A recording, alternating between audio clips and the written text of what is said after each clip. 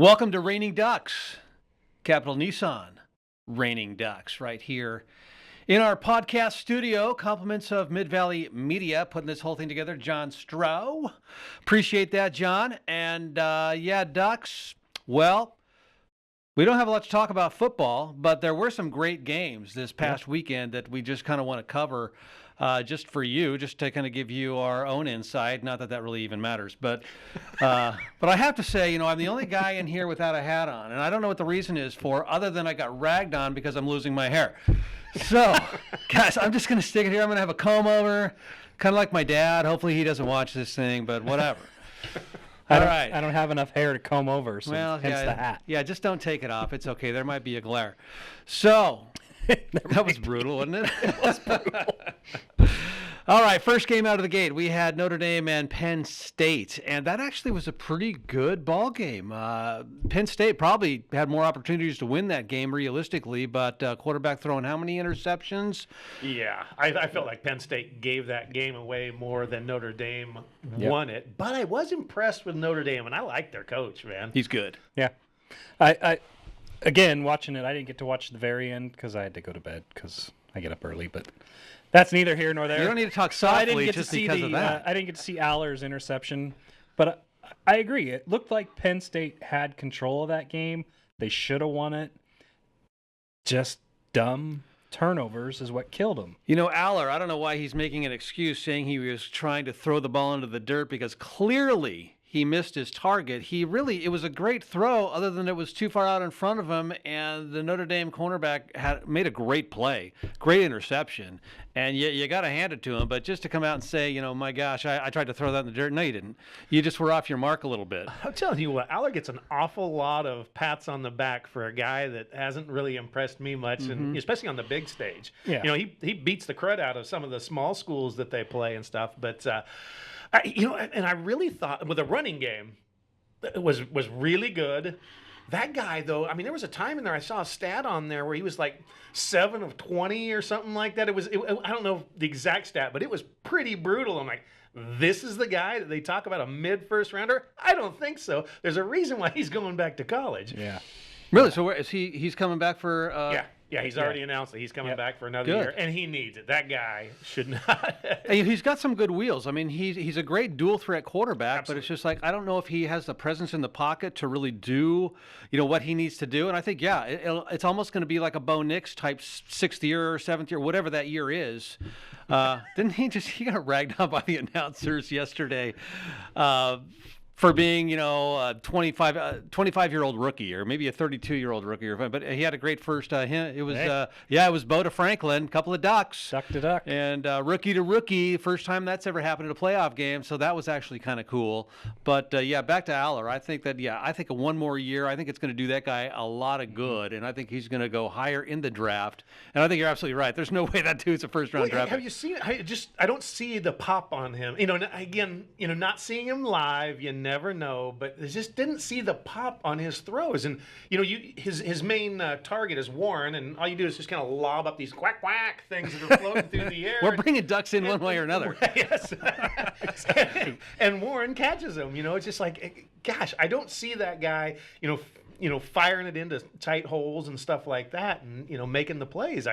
It's just kind of like, throw it up there and let a guy run underneath it. And Penn State had a good ball club. Sorry, Brandon, to interrupt there, but they did. Yeah, I thought they did. And, talking about his throws, he made some really bad throws in the first half that should have been were intercepted had it not been for a pass interference penalty. So, there was that one right at the goal line that he threw into I think there was 2 Notre Dame defenders there. Right. Picked off, but they ruled it, there was pass interference on the defender, and so they gave the ball back. And I think there was another one where same type of situation where they should have picked it off, but there was a penalty, and so it didn't get turned over. And then the one at the end of the game, obviously. Yeah, Jeff Morgan, Jerry Harris, Brandon Haynes here with you for Raining Ducks. Got our other sponsors. We couldn't do this show without them. Green Acres Landscape, GA at Home, one and the same. Advantage Heating and Air and Electrical. And, of course, John Stroh with Mid-Valley Media. Capital Nissan, our main sponsor of the podcast / radio show, because, again, 2-in-1. You got to love the 2-in-1s. Sometimes that's better. Yeah. You just don't know. And full access sports and entertainment, you got to love that with Nisha. My apologies, Nisha. Strow. You'll get it by next week. I'm Yeah, positive. I'm almost positive. It's only been like 4 months. But anyways, whatever. It's just, that's what happens when you get old. So if you're not, get used to it because it's coming. Along with hearing aids, more than likely, huh? Huh? What did you say? That's great. Well, hey, let's move on to the other game that I thought was absolutely amazing. Ohio State and Texas. That thing was a phenomenal ball game right out of the gate. And, if that thing went all the way down to the wire, but Sawyer, the defensive end for Ohio State, is just a specimen. That guy is an athlete. Yeah. He's having himself a good postseason.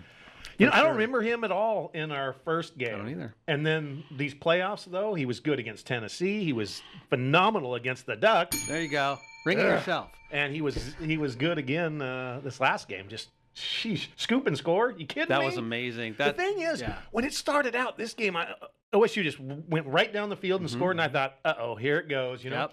And I am not a Sarkisian fan. I bag on him every chance I get. I thought Texas had a decent game plan coming in. I thought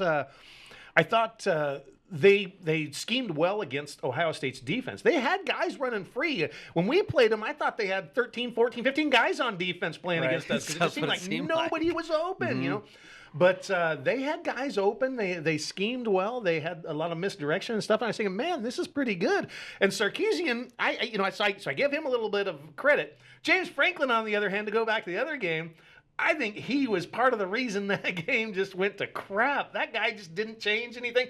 And maybe he shouldn't have changed anything and ran the ball instead of had these quacks, throws go up all the time. But anyway, I digress.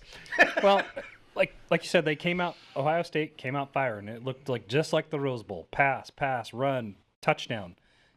When we talked about it, I think once Travion Henderson got that personal foul penalty on was it the next possession or the possession after, he got up and he headbutted the defender 15 yards, back they went, punt. And then it seemed like every offensive series after that, stupid false start or a holding or something where it was just drive killers constantly that you did not see in the Tennessee or Oregon game for Ohio State. And I think that's why that game was as close as it was because they kept shooting themselves in the foot. Right. Can't do that in the playoffs.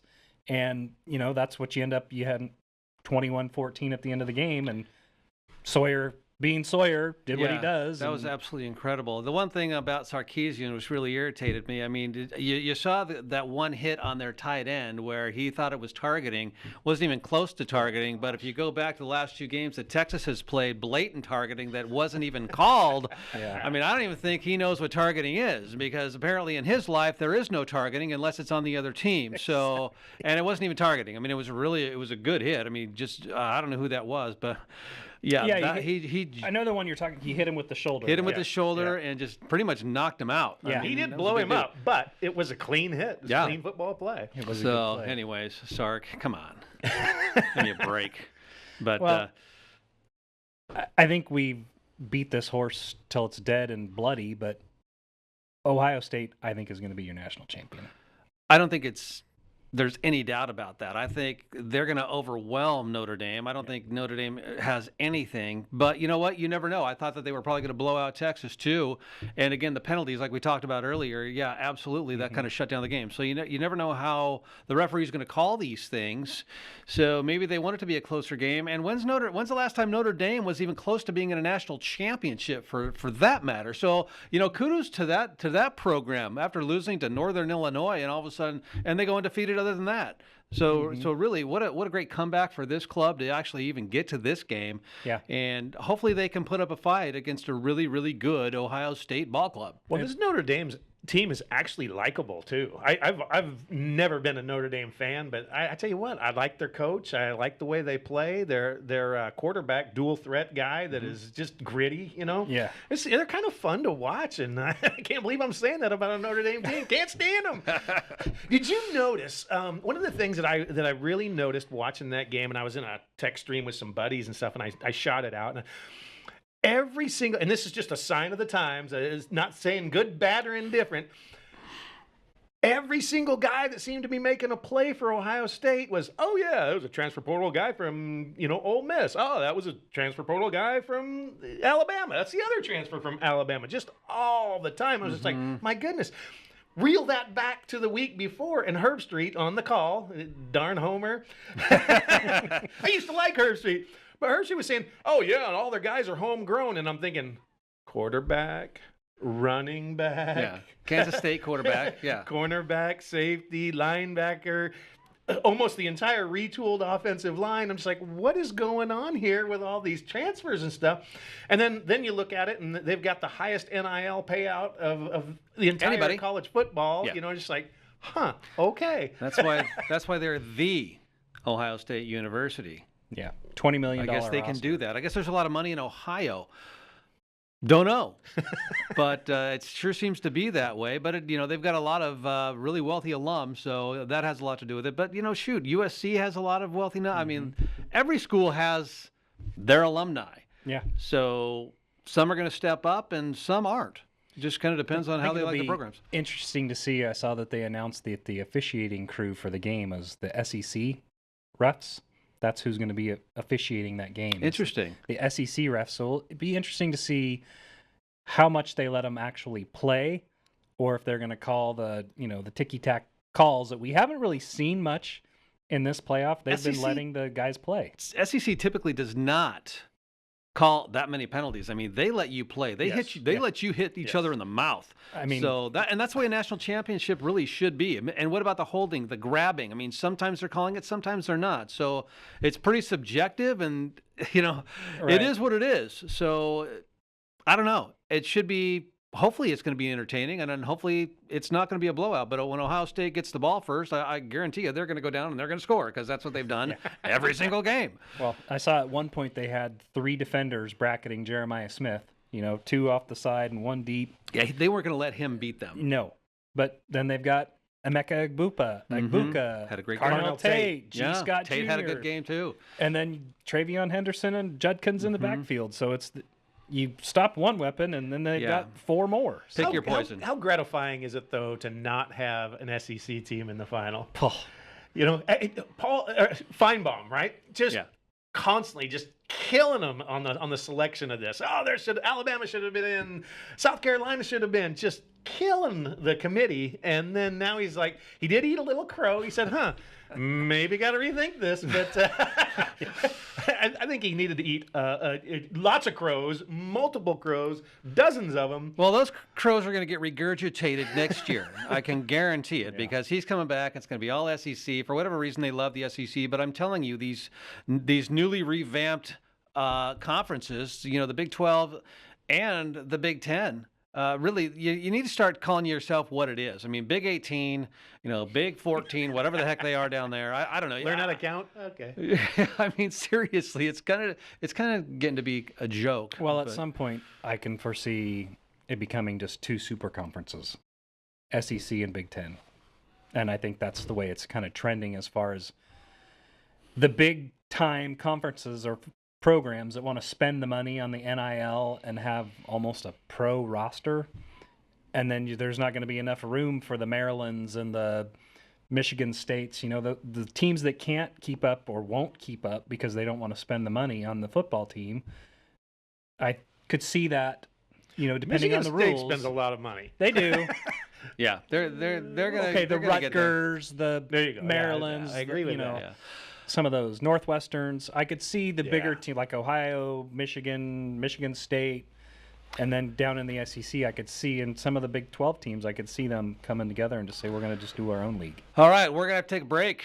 Raining Ducks podcast/radio show right here. We'll be back after this. Let me ask you a question. Do you have knee, hip, back, or shoulder pain? Do you hurt just going up and down stairs or getting in and out of your car? What if I told you there was a solution? One that requires no surgery and no downtime. I couldn't even run 10 steps, without having pain. Just feel results within days. Contact us today and find out if regenerative medicine is right for you. This could be the first step towards a new and pain-free you. And welcome back to the Raining Ducks podcast/radio show. in the KYKN studios, podcast studio. Actually, it's the Salem Nissan Raining Ducks podcast. Appreciate their sponsorship, as we've mentioned earlier. And you know what? Let's talk a little bit. Let's go back to the football and college is turning into the NFL. Jerry, while we were at the break, you made a good point about that. Why don't you share it? Well, the NFL has done such a great job marketing themselves year round now. I mean, before, you had, your fall football season going into the playoffs, and then it was just kind of dead. And you were, had all the guys jonesing for football, all the geeks that play fantasy football like me. And then they started marketing the draft so much more, and the draft was so big, and you got the combine that goes in. The combine's a huge deal, runs for an entire week on the NFL Network, and it's talked. I was going to say ad nauseum, but I didn't want to get made fun of again. It gets talked about all the time on ESPN and stuff like that. All the guys, how fast they can run, what's going on, free agency. I mean, there's so much going on year round in the NFL. College is like that now. I mean, with the transfer portal, the 2 different windows, you've got all of the recruiting. You've got spring ball, where the guys are coming out for spring ball, doing all kinds of stuff. And the spring ball is staggered too across different leagues and across different teams in the same league. Our spring ball is a little later, so we can maybe capture some better weather and stuff. But I mean, there is college football to talk about all the time. I'm just thinking about all the stuff that we consume. I love getting on the interweb and, looking up all this stuff.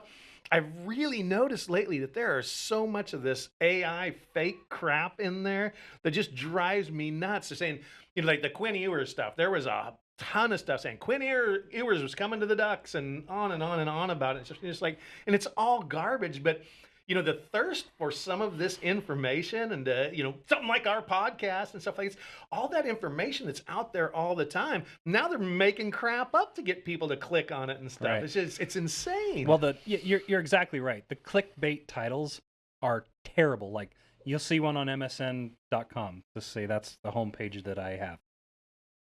Oregon Duck in trouble. You click on it and it's like, oh, he got sick. Or big giant news. You click on it and it's like, he got engaged. Yeah, That's right.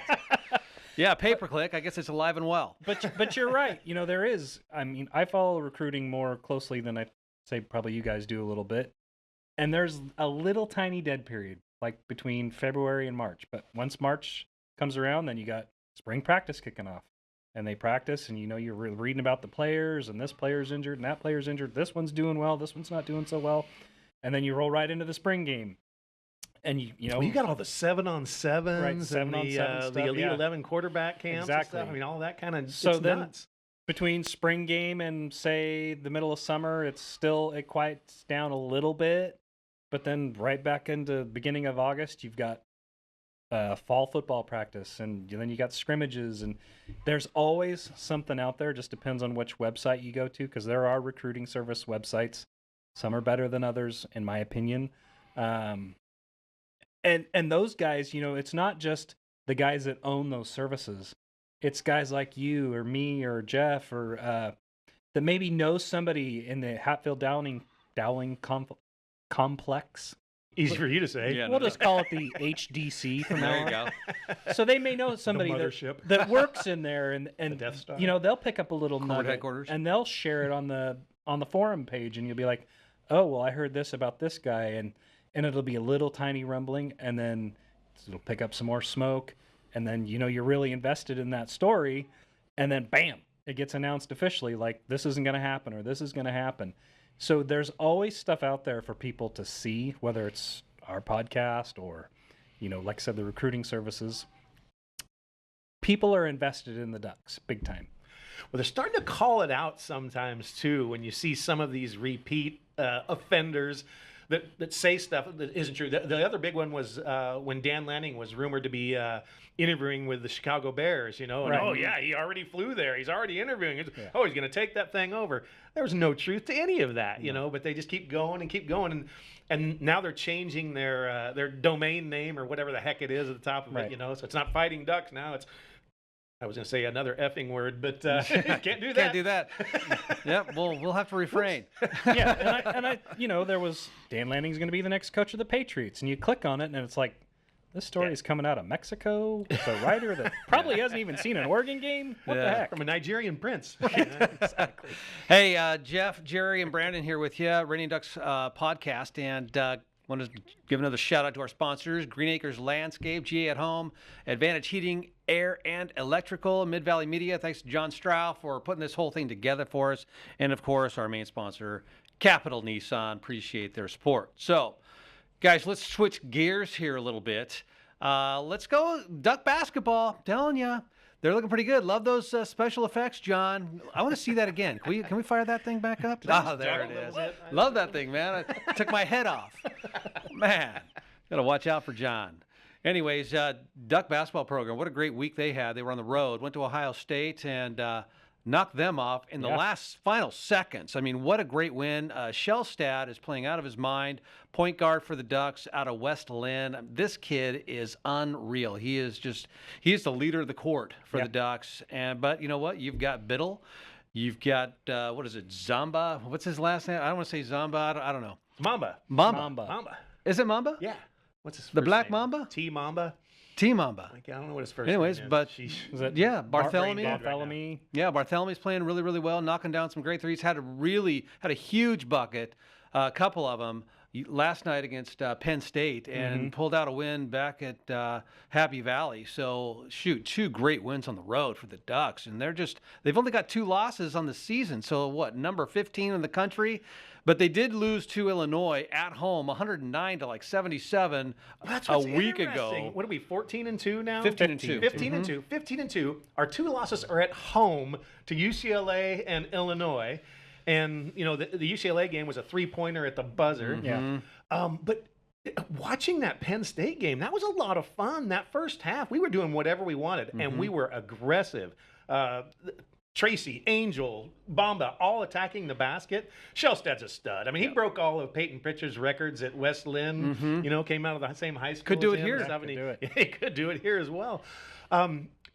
Good-looking team, and the way they played in that first half, they did, like I said, they did whatever they wanted to. They got bogged down a little bit in the second half, and it's so interesting. College basketball is so frustrating for me to watch because it can change at the drop of a dime. Yeah. You know, momentum switches, something crazy happens. But, you know, Dana Altman's teams are so fundamentally sound all the time. Yes. You know, that's what carries them through with a lot of that. And things started getting a little shaky in that second half, but they pulled it out. But I think they had, sorry, Brandon, but they had a 12-point lead in the first half. And typically, I listened to an interview with Joey Mack and Shellstad, and they're going, you know what, we really have struggled in the first half. We've just come out lethargic. We haven't been there. So they come out and they're just going out, getting after it in the first half. And then all of a sudden, they just bogged down in the second half. I'd rather have them bogged down in the first half than the second half. But you know what? They got down by 7, and good for them for coming back again and pulling this sucker out. Yeah. You know, college basketball is not my forte, really. But I do love the fact that the Ducks are starting off a lot, what's the word I'm looking for? A lot more on fire this year than normal. It seems like Altman's teams kind of start out, you know, like kind of get a lot of injuries last year, so they didn't start out so great. And then by the time tournament rolls around, they're clicking. Yep. They're playing well. They're playing well now. So hopefully come tournament time, they're really clicking. And I love the fact that both Biddle and Shellstad and Kwame Evans and some of the other Bartholomew. Yeah, that's not. It's not as easy as Caldwell. Well, no. Well, he came back from a really bad injury. I mean, I remember going to the Houston game, and he went down and just blew out his knee. And so that thing's totally restructured, and he looks really, really confident, really, really good, driving to the basket, making some great layups, between the trees, because he's just a little dude, but he's so fast. But knocking down the threes, I mean, him and Shellstad are just on fire right now. And Tracy's kind of in a little bit of a lull. Mama's in a little bit of a lull. And Angel, too. He came out on fire earlier in the year. And so, but it's a team guy by committee. And that's what's so fun to watch with these Ducks. I mean, if somebody's not doing it, somebody else is picking up the slack, and they're just playing really good team ball. What I really love is that they've all come back. With college football, you have to be there 3 years before you can go to the NFL. With the NBA, 1 year and you can leave. I love the fact that they've all come back. It kind of reminds me of the teams of yesteryear, Luke Jackson and all those guys, Ridenour, Fred Jones, and those guys all played well together, and they played well together for 3 and 4 years. And that's when they started making those deep runs. A couple years ago, when Ducks got to the Final Four, they had what's the kid, Dylan Brooks that plays for the Grizzlies. They had Chris Boucher, yeah. And then you had Water Boy. Loved him. Yeah, no, he was awesome. And you had Pritchard too. And Pritchard, and they went deep into the tournament, but they didn't Final do that Four, their first actually. year together. They did it like their third or fourth year together, and I really would like to see this core group of guys stay together for another year and grow, and then see what they can do next year. They've had some big wins. The strange thing about that whole, I mean, transfer portal is, bites basketball well. just as much as football. And, in basketball, you had a lot of turnover anyway. I mean, every 4 years, you were essentially, whatever. You had that whole class that was gone, and, you're bringing new guys in and stuff. And now you're doing it with the portal and stuff. We got a lot of new guys in there, but Nate Biddle, Shellstad, Bartholomew, those guys are all back, but there's a lot of new faces on this team too, and getting those guys to gel. And I think that's what I noticed at the beginning of this year. They came out on fire. Tracy was on fire. Bamba was on fire, and I'm like, man, we picked up some dudes, Yeah. Evans Jr., I want to see that guy pick it up a little bit. I mean, I think he's a sophomore, and, he's such a great player, but he just hasn't gotten into a rhythm yet. So hopefully these next couple of months, getting into a rhythm before March Madness kicks off, it's going to be a lot of fun to see this team coming down the stretch. Purdue, that's a big game coming up this weekend on Saturday, coming to Matthew Knight Arena. So if you can head down there, that would be great. If not, just listen to 1430 KYKN here in the Mid-Valley. That's the only place you need to go if you're not at the game. So, 12 o'clock tip-off. 12 o'clock. Yep, 11:30 pregame show with Joey Mack. So, should be that's going to be an entertaining game. Yeah. The Purdue was unbelievable last year. They had that big guy, or Eddie, or whatever his name was. Big giant cat that was like 7'2". I think Edie, Filipino dude. Yeah, Yeah. he was super good. He just clogged up the inside, but they don't have that guy obviously anymore. So hopefully the Ducks can pull something up. But Purdue still's got a lot of great players, so it's going to be a great game. There's a lot of competition in the Big Ten. Big Ten's a basketball Unbelievable! conference. It is a basketball conference. So for the Ducks, they're only middle of the pack with 2 losses. I think they're 4-2.